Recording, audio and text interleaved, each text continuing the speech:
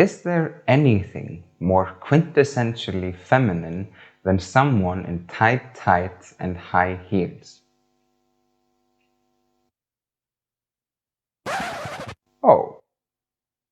If you are not familiar with this extravagant portrait of Louis XIV, monarch of the French Empire, this is Louis XIV, aka Louis le Grand, longest ruling monarch in history. He was dubbed the Sun King and is famous for his absolutist term of the monarchy, I am the state, even if he, like Marie Antoinette, most likely never said the thing he is most famous for saying. King Louis was, even for a monarch of the age, extravagantly and extraordinarily vain. He spent most of his reign in perpetual warfare, much of which he sustained for his own vanity and desire for glory. And as we saw in the opening shot, King Louis famously, like any true monarch amongst monarchs of the time, wore extravagant high heels. Some of his shoes even had incredibly detailed carvings of famous battles etched into the heel of his shoes because why feed the people or make people's lives better when you can use your power as an absolute military dictator and the richest man on the continent to walk around on sculptures instead? The king's court also had very clear and strict instructions that it was an exclusive privilege of the aristocracy to wear red high-heeled shoes. As we learned in my last video, echoes the Roman aristocracy in antiquity, who distinguished themselves by wearing a red R on their shoes.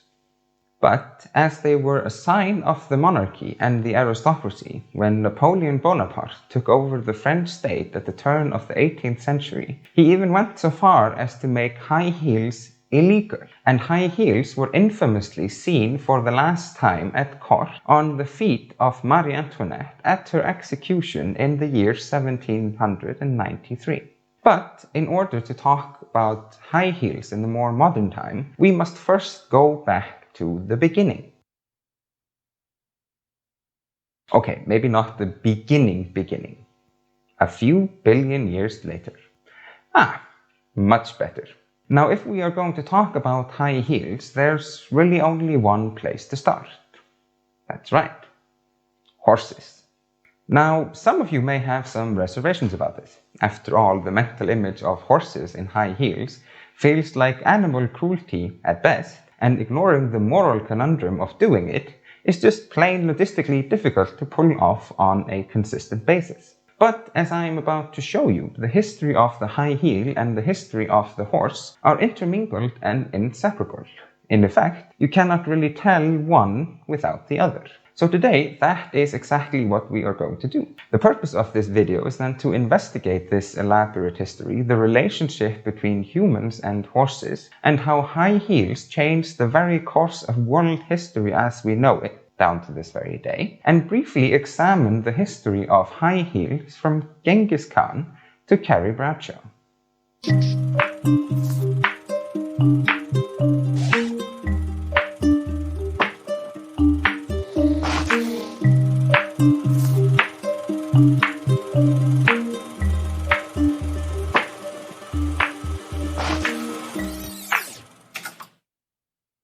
Our story begins on the Great Steppe. It is called the Great Steppe because even though there are a lot of them, that one is the biggest and thus is called the Great.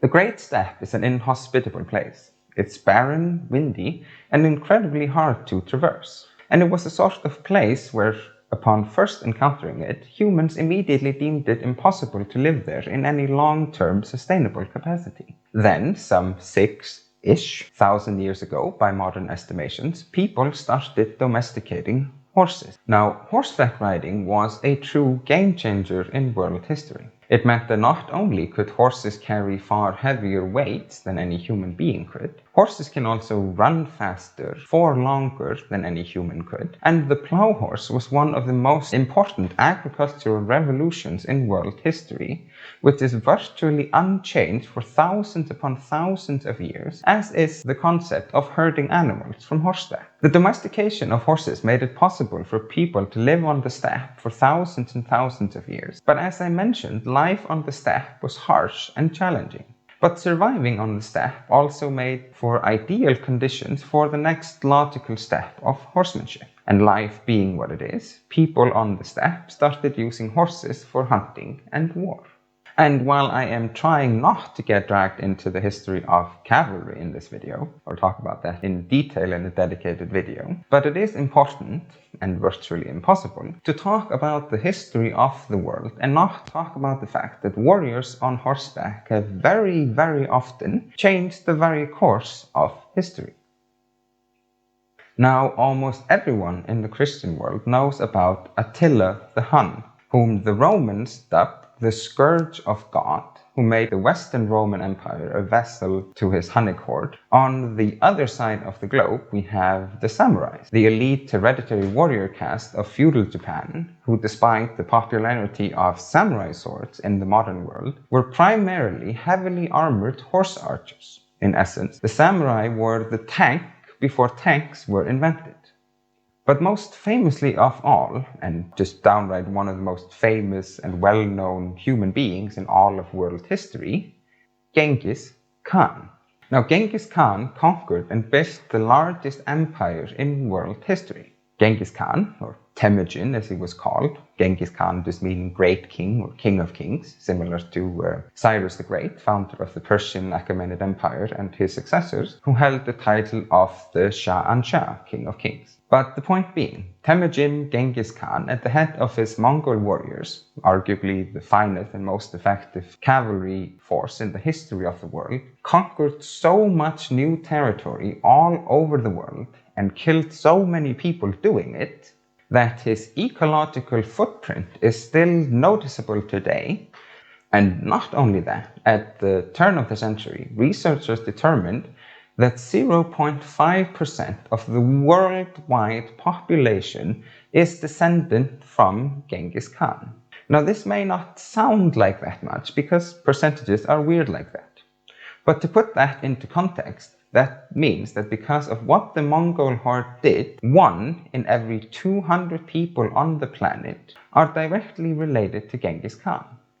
And while it is not the topic for today, it is honestly impossible to talk about the impact of horses on human society and having left this part of it out.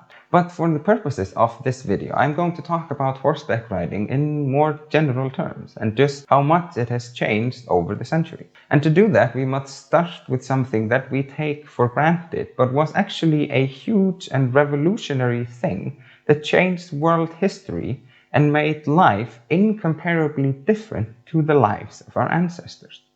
Saddles, and later stirrups, took thousands upon thousands of years to invent, master, and mass-produce on any proper scale and level.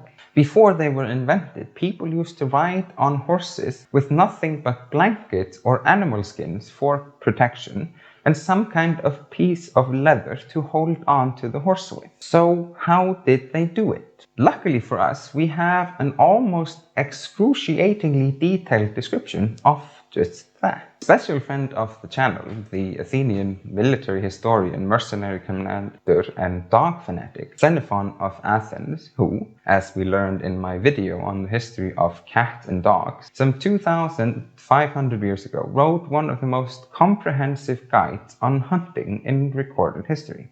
In it, Xenophon taught us, amongst other things, that dogs were not descended from wolves, but rather were a gift from the gods Apollo and Artemis, given to heroic humans by a mythical centaur.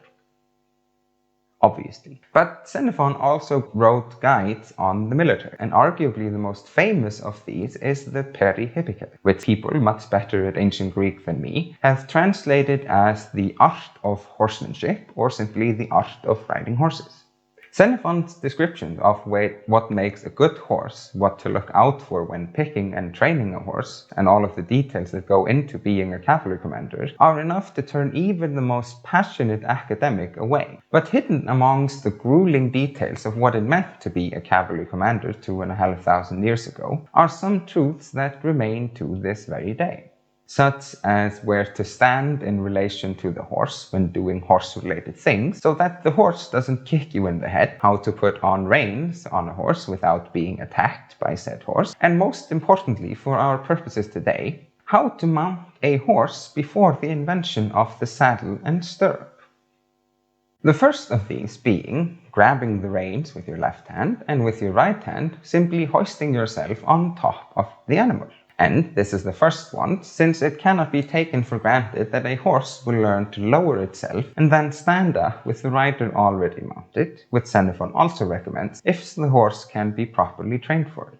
Other horse mounting techniques were a lot more elaborate though, and included using a spear in a manner similar to the modern Olympic pole vault. Then there was getting a running start behind the horse, like in the now banned Olympic sport of vault jumping, or running alongside the horse at an angle and using the forward momentum to jump up on the horse, much like in the modern Olympic high jump.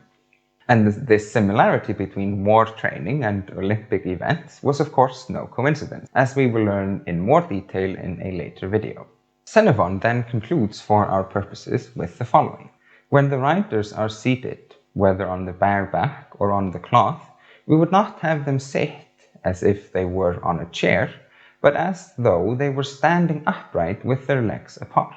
For thus they will get a better grip of their horse with their thighs, and the upright position will enable them, if needed, to throw their spear and deliver a blow on horseback with more force. The lower leg, including the foot, must hang relaxed and easy from the knee down, for if they keep their leg stiff and should strike it against anything, they may break it, whereas a loose leg will recoil whatever it encounters without disturbing the position of the thigh at all. The rider must also accustom themselves to keeping their body above the hips as loose as possible, for thus they will be able to stand more fatigue and will be less liable to come off when they are pulled or pushed.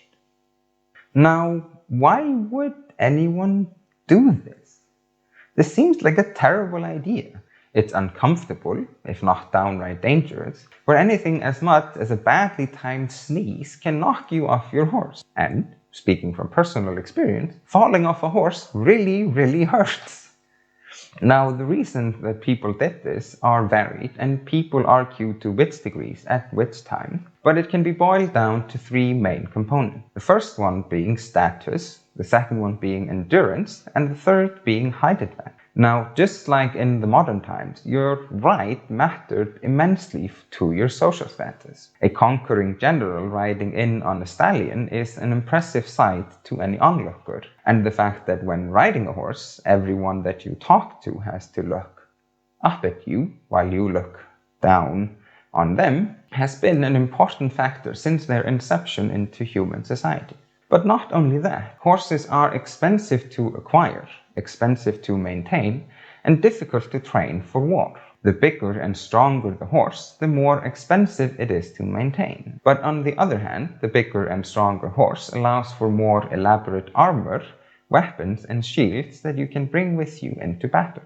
Now, the second and third parts are essentially two sides of the same coin. This seems almost too obvious to state, but just because you intuitively know that riding a horse is easier on your leg than walking on foot for more than 10 kilometers in heavy armor, doesn't mean that it isn't an important factor in the equation. Contrary to what movies and TV shows would have you believe, ancient battles, on the rare occasions that grand-scale battles actually happened, took a whole day to execute and sometimes many days in a row.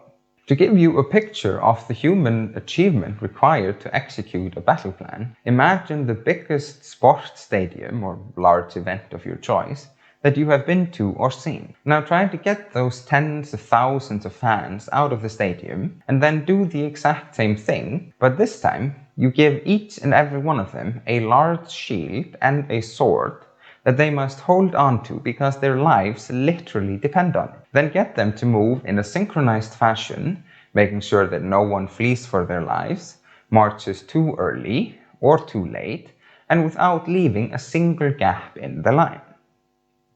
But instead of a thought experiment, that was the reality of the situation. You had to do this every single time that you fought anyone. But since the introduction of gunpowder to war many centuries ago, people these days very rarely use shields and spears, but armor, especially when made of quality metal, is incredibly heavy, chafing, and warm. The better your shield, the heavier and or larger it is, and the same applies to your weapon. Now, throughout the length of a battle, your average soldier could expect to be hit in the thighs or knees or ankles with stones or spears or arrows for hours upon end, and do so having not eaten all day, and it being too dangerous to let your shield down for even a moment.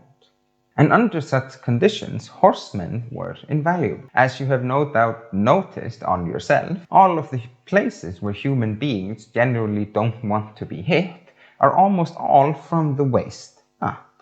Your eyes, your skull, your throat and chest need to be protected at all times. And you can do a lot more lethal damage hitting someone in the head by striking down on their head than you can by trying to strike up at someone who is standing on horseback in armor with a shield and weapons. And after you have been wearing armor and fighting for hours, it gets progressively more difficult by the second to keep your arms up and your shield over your head to defend against someone attacking you with spears, swords, and arrows. Similarly, anyone who tries to run away on their own will be run down by a horseman who will spear them through the back as they try to outrun a horse that's been resting all the time while you were fighting and marching in full fighting gear. And once people realized just how effective this was, they all started doing it, and they all started doing it to each other wherever there were horses and wars. Now, recklessly, irresponsibly fast-forwarding over a myriad of cultures and periods, this ultimately led to the invention of horse chariot, and, by its extension, the war chariot. Now, people who know a lot more about this period than me have described the late Bronze Age, right up until the Bronze Age civilizations fell to the awesomely named and forever mysterious sea peoples, as a war chariot arms race. Now, that meant that city-states all over the world competed to field as many war chariots as possible at a given time, giving them a unique and overwhelming battlefield superiority. The most famous of these Bronze Age civilization war chariot riders were, of course, the pharaohs of Egypt. The pharaohs were exceptional cavalrymen operating with their composite bows, which they could shoot better than anyone, further than anyone, and whose shots were powerful enough to pierce metal plates thicker than your thumb. Think of the pharaohs of Egypt on their chariots as the Bronze Age Gary Busey from Lethal Weapon, picking someone off with their assault rifle from a helicopter before escaping out of reach before anyone could even get close to them. Chariots were also famously all the rage in Homer's Iliad, as you will know from my video on the history of cats and dogs. Chariot racing was also, despite the reputation of gladiators in the modern age, the most popular entertainment in the Roman Republic and later Empire by far. And chariot racing was even a part of their religious experience. They took place far more often to far bigger crowds than any gladiatorial combat ever did. Now, this was partly because getting horses to run around the same track is a lot easier than resurrecting the dead, and partly because getting into horse racing is a lot easier to do as a hobby than murder. The Circus Maximus, which is Latin for biggest circus, after its expansion by another special friend of the channel, a certain Julius Caesar, you may have heard of him, was not only much bigger and larger than the colloquially known Colosseum, but despite being built well over 2,000 years ago, the Circus Maximus would be the largest capacity sports stadium on the planet if it was still in use. It could fit an estimated 150,000 onlookers at full capacity, and the ancient naturalist Plinius the Elder even estimated that as many as 250,000 people, a 250,000 people, would have been crammed into the stadium at the largest and most anticipated game. Now, this figure seems slightly extreme, if still somewhat believable in the age before ticket sales and concepts of public safety.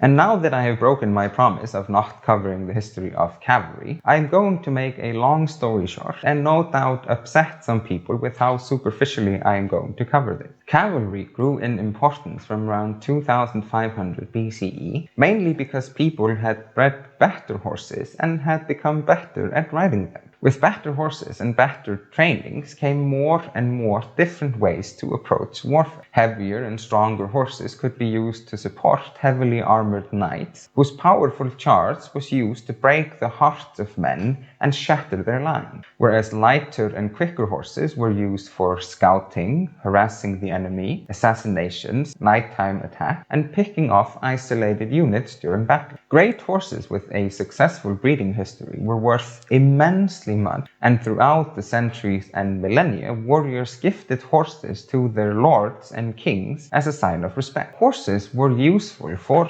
just about everything. They could haul carts, carry people, traverse rivers too deep for humans to find footing on. They could be used to carry important messages over greater distances for a greater time at a greater speed than any human being could ever hope to achieve. And not only that, if horses got too old or injured or died, you could even eat them and then wear their furs and hide for warmth and for comfort, such as the nomads on the steppe did. Now, I already mentioned Attila the Hun and how his Hunnic horsemen terrorized Rome, setting up a huge empire that collapsed almost as fast as it emerged, and how their superior horsemanship and nomadic ways made them an unstoppable force to the sedentary Romans. Now, to skip over millennia of development and societal change, with the invention of the saddle and the stirrup, the weight that the horse had to carry was severely diminished. Now, this meant that horses could travel longer every day, with less energy expanded, and stay in better fighting condition when they were needed. When exactly this happened is a matter of intense scholarly debate, and a lot of people take this very seriously, bordering on too seriously. This is in large part due to the fact that the first stirrups were most likely made of rope or wood, and ropes and wood just doesn't last as long as metal. Therefore, they may have existed for a very long time, and we just have no way of looking back at it, barring the few pieces of art featuring them. And in other parts, because of nationalistic tendencies and the international competition that breeds, we invented the stirrup, no, we invented the stirrup, no, we invented the stirrup, which has been going on for centuries at this point. But the stirrup, as we know it, spread from China from the early 4th century CE, from where it would spread all over the world in the following 5 centuries. But what we do know is that the earliest reliable evidence of the high heel and stirrup combination, much like so many great human inventions and achievements, comes to us from Persia, and more specifically from the wonderfully mustachioed Shah Abbas I. Which makes a lot of sense, as Persia had some of the best heavy cavalry in the world for essentially the entirety of time that heavy cavalry was in use. After this, though, we can definitively say that the use of the high heels for better control of your stirrups spread like wildfire all over the world, which ultimately led to the heavy knights of the Crusades and medieval eras, and the aforementioned elite samurai of Japan, whose armor and weapons could never have been supported by the horses of Xenophon or even the pharaohs of Egypt. And, of course, most famously of all, the Mongol horde. Each Mongol warrior would have with them several horses which they rode in turn. Now, whereas their enemies would only have one, usually large, horse, this meant that the Mongols could travel further in a single day, much faster than their enemies, and outmaneuver anyone that they faced. They would show up, rain arrows on their enemies, and disappear before anyone could even get close to them. And perhaps most importantly, as the saying goes after the invention of the saddle, the Mongols essentially grew up in the saddle. Saddles allowed them to spread their weight when riding horses, but as we learned from Xenophon 2,500 years ago, a rider on horseback was not supposed to sit, but to stand with their legs apart, and the saddle and stirrup allowed the riders to essentially stand up in the saddle, allowing them to control the horse with their feet and focus exclusively on shooting their bow. And the same principle applied to cavalry charges and strikes with lances and spear. As a general principle in all cavalry warfare and horseback riding in general, the firmer your footing, the more concentrated power you can put into whatever you are doing on horseback. Now, to speed up the process a whole lot, and skipping over centuries of development at a time, after the collapse of the Mongol Empire, and later spurred on by the intellectual diaspora after the Osmanic conquest of Constantinople in 1453, Europe entered a state of recovery and subsequent exploration, including the explorations of the Florentine Amerigo Vespucci, after whose Latin pronunciation, Americus Vespucius, the continents of North and South America are named to this very day. The Genoese Christopher Columbus, whose Columbian exchange, as we already know, made possible the invention of the pizza, and most importantly for our purposes today, Hernan Cortes, who brought horses to America for the first time since the end of the Ice Age, leaving behind him deadly diseases and bringing syphilis with him back to Europe. Which has nothing to do with it. It's just important to remember that Cortes was a terrible person and that he had syphilis. But back to horses. Horses eventually made their way to the native tribes in the North Americas through trades with and raids on the Spanish colonizers in the South. Now, this transformed the lives and societies of the Native Americans of North America for centuries to come. Though now seen as inseparable in the popular imagination, horses were actually a relatively new phenomenon amongst the native tribe. In fact, it's quite remarkable just how quickly and how well they adapted to the horse. Despite horses not existing on the continent prior to the 16th century, the natives became hunter-gatherers only at the outbreak of the 18th century, with the horse completely uprooting the balance of power and societal structure by the end of the 19th century. The horse was then, of course, a cornerstone in the colonizing effort of the original 13 colonies into the modern American West of today, with the highly mythologized American cowboy civilizing the West from the back of their horse. Even though almost all cultural and scholarly references to the American cowboy seem to cut out one crucial aspect, that quite a lot of them were black. Now, they do this despite the irrefutable connection between the Emancipation Proclamation of 1863 and the explosive rise of lone wanderers who couldn't find employment anywhere, such as the incredibly named Nat Deadwood Dick Love, who happily jumped at the opportunity to be given a horse, a gun, and free rein far away from the places that they had been confined to for generations and decades. But I'm sure that the systematic erasure of black people from America's cultural ideals of the Civil War and the American cowboy was just a series of unrelated, unfortunate events that took place on a nationwide scale in school books, films, and TV, and was not a cynical attempt to rewrite history. But before we had the American cowboy, and long before there even was an America, a series of events took place on the eastern coast of North America that will wrap up our story for today. The year was 1614, just 4 short years before the outbreak of the 30 Years' War, the religious conflict between Catholics and Protestants which set the continent of Europe ablaze and decimated its population. In the background of this conflict, the so-called Dutch West Indies Company formed the colony of New Netherlands, which, even if you don't speak a lick of Dutch, you can probably already guess means New Netherlands, with its capital being, and you'll never guess this, New Amsterdam. But this New Netherlands was to have far-reaching and unforeseeable consequences. In the year 1620, a group of Protestant Puritans from England set off from the port of Plymouth on the southwestern edge of England on a ship called the Mayflower and made their way to the religiously tolerant New Netherlands. It was there that they founded their new colony, and I know what you're thinking. They can name their colony literally anything that they want. They've just crossed the ocean on a perilous journey. They've arrived in the New World. They are governed only by themselves and the Almighty above, without any oversight from the motherland. A paradise of their own making and a brave new world for all to see. So what did they name their new colony? Plymouth, New England, of course. Because no matter the era, whenever people from place X find somewhere new to live, they always seem compelled to call their new home New X. But anyway, it was then in the year 1625 or 26 that the Dutch colonials completed the construction of Fort Amsterdam in their city of New Amsterdam on the southern end of what is now Manhattan Island, where the water split into the Hudson and East Rivers.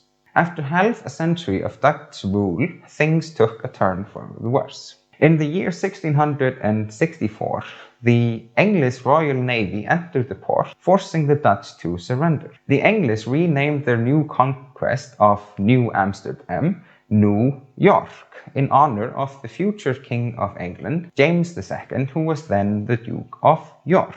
Now, York is, of course, the former Roman camp of Castra Eboracum, whom the umbrella term Vikings renamed Jorvik, Vik being the word where we get Vikingar, Vikings, and meant Creek of Boars. For those struggling to keep up, that means that the modern-day American city and state of New York used to be a part of the Netherlands, is named after the Norse adaptation of a region previously invaded and controlled by the Romans, after whom the United States of America still base their national identity on, and whose names comes from the Viking word for Creek of Boars, meaning that in actuality the city and state should be called New Boar Creek. But back to our story. Due to the colonizing efforts of the Dutch and the reinvigorated efforts later of the English, and later themselves became British efforts, by the time of the American Revolution in the year 1776, around 1 in 4 people living in New York City were slaves. Now, this part of history is usually cut out of the history books, either for the same reason as the black cowboys, or because the truth of the matter simply depresses too many people. It was then, some 7 years into the revolution, from the 8th of June in 1783 until the 7th of February 1784, in an event known as Skaftáreldar, or fires of the river Skaft, that the Laka craters in Iceland started erupting. Columns of fire spewed into the sky, reaching height of more than 1,000 meters, which to contextualize would be a column of fire as big as 2.5 Empire State Buildings stacked on top of each other. As unfathomable volumes of ash and gases exploded into the sky, blocking out the sun, turning the sky red as acid rain poured down, burning the flesh of man and beast alike. The consequences of this were catastrophic and worldwide. It caused changes in the monsoon and the flooding of the Nile, the latter of which resulted in famine in Egypt, killing as many as 15 to 20% of the population. It prolonged the Tenmei famine in Japan, on the other side of the planet, by as much as half a decade. But most of all, it was felt, obviously in Iceland, which was made nearly uninhabitable, but mainly in that of continental Europe. More than 20,000 people died on the British Isles from the effect of the toxic clouds alone. The fog and ash cloud anchored entire merchant fleets and navies at harbor, as the mist was too thick to navigate through, and eyewitness accounts described, for some inexplicable reason, hesitancy to go out on the open sea when the sun looked like it was bleeding from the inside out and you couldn't see land if you set out to sail. The summers turned hotter than ever before in recorded history, leading to thunderstorms and massive hailstorms and crop failure, which was then made twice as bad by the even harsher winter. The resulting harvest failures led to famines all over the continent for year after year, culminating ultimately in this minor, inconsequential event at the end of the decade that you may have heard of before: the French Revolution. The consequences of this were felt in the Americas as well, though the overwhelming majority of the outfall had been blown southeast of Iceland. The most notorious of these, apart from the French Revolution, being that despite the fact that the American Revolution was all but over by the winter of 1782, because of the environmental effect, it was actually impossible for the American delegates for large parts of 1783 to travel to Paris to sign the Treaty of Paris between the rebelling United States and the British Crown. The eastern coast of North America recorded record snowfall, the longest sub-zero temperatures in recorded history, where even the then capital of the United States froze over solid, with perhaps most notoriously of all, the mighty Mississippi River freezing solid, and ice was seen floating in the Gulf of Mexico. It was indescribable, and if you are interested in learning more about this period of history, make sure you are subscribed, because I will cover the consequences of this natural disaster in a future video dedicated entirely to this aspect of history. The long-term consequences were quite substantial as well, due to the whole not being engulfed by a poison cloud that wrecked your climate, poisons your people, animals, and water supplies, destroys harvests, and blocks out the sun part. The newly formed United States of America, at no additional efforts of their own, the United States were propelled to the front by virtue of their competition being crippled to the verge of annihilation more than any exceptional deeds and writings of their own. They used this advantage to spread their conquest even further, attacking just about every landmass that they had access to and incorporating them into the Union. The United States then spent just about every waking second of every year at war with other nation-states and eventually themselves for the next 200 years. New York, its capital Albany and then its main city, New York City, became the backbone of the East Coast economy and is still to this day first point of contact for anyone making it over the Atlantic. Despite not being entirely free of its slave population until embarrassingly late into the 19th century, and with the unofficial slave labor of prisoners, New York City was built into a bastion of American exceptionalism, the melting pot of ideas and identities that created America. It was then, some aforementioned 200 years later, on the 9th of November in the year 1989, that the so-called Berlin Wall in then American-occupied Berlin, Germany, came down after more than 28 years. It signaled the beginning of the end of the Cold War and heralded American hegemony on the global political stage. This led to a worldwide economic boom, not least of all due to the fact that more and more people stopped buying canned foods and bottled water for their nuclear bomb shelters, and instead spent their money on vacations, luxury goods, and something called grunge. It was also around this idea that a somewhat radical idea, presented decades earlier with inconclusive proof, began to take place. What if men, as well as women, were capable of thought? Now, this idea revolutionized American society, as it seemed that running your modern post-industrial thermonuclear armed society on the ideals of 17th century Puritans wasn't a sustainable long-term winning strategy. And so, women in America started to increasingly influence the economy, making their own money, and that's when things started to really change. Now, as soon as women started making their own money on a grand scale, people took this radical idea of women having thought to its logical extremes. The home box office released a television series with more women than men on the screen at the same time, and not only did they do that, they did it on purpose.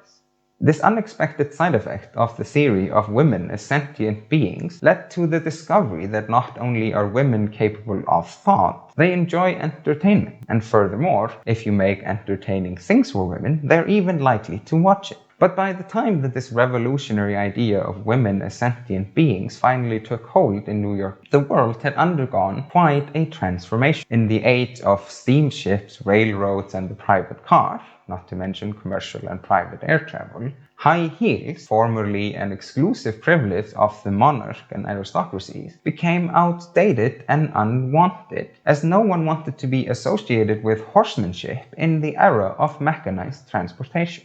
Men's fashion had turned away from its more glamorous and colorful side to dressing with a sort of pragmatic approach that a modern enlightened man of the industrial era was supposed to possess, riding his planes, trains, and automobiles as bland and generic as humanly possible. So, when we arrive at the time when the 2003 Sex and the City episode, A Woman's Right to Shoes, came out, the entirety of high-heeled shoes as a concept and social attire had been inverted on its head. In fact, if you Google Sex and the City, shoes, you get 120 million results, and almost none of them have anything to do with hereditary medieval cavalrymen and their sexual activity.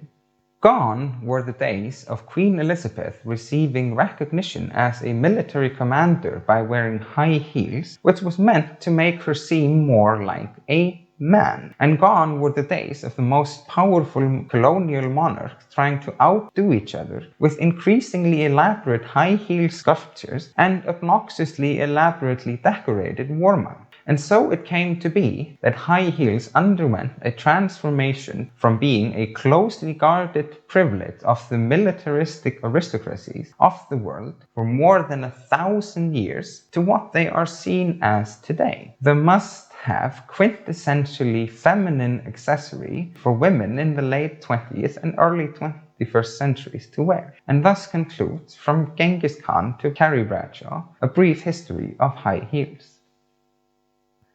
Thanks so much for watching. These videos take a lot of time to research and edit, so if you enjoyed the video, please leave a comment and a like in sacrifice to Lady Algorithm, and don't forget to subscribe if you haven't already. If you are interested in more historical documentaries, my latest video covers the ancient Roman festival of Lupercalia and how it relates to the mythical founding of Rome, the assassination of Julius Caesar, and the Christianization of pagan Rome, all the way up to the modern day Valentine's Day.